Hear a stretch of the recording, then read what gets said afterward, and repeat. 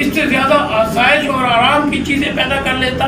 کاش کہ مجھے کوئی بتا دیا، کسی نے بتا دیا ہوتا.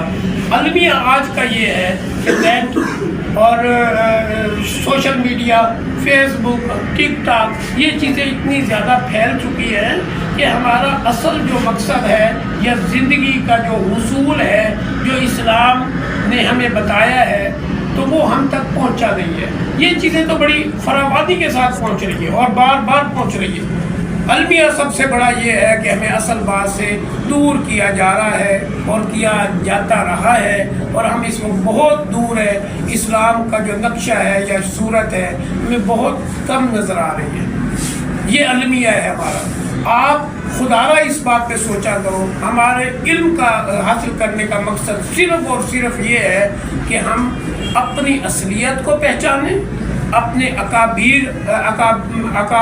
اکابر کو دیکھیں، اور اپنے جو ہمارے بزرگ تھے، آباء و اجداد تھے، انہوں نے زندگیاں کیسی گزاری اور کس طرح اپنے شاندار زندگی کو گزار کے چلے، اور ان کا مقصد بھی جنت کا حصول تھا. آج ہم اس سے بھٹک چکے ہیں، آج ہم پریشان ہیں. ہماری پریشانیاں دن بدن بڑھتی جا رہی ہیں. جس طرح ہم چاہتے تھے کہ زندگی میں اس طرح کا سکون اور راحت ملے، نہ یہاں پہ سکون اور راحت ہے.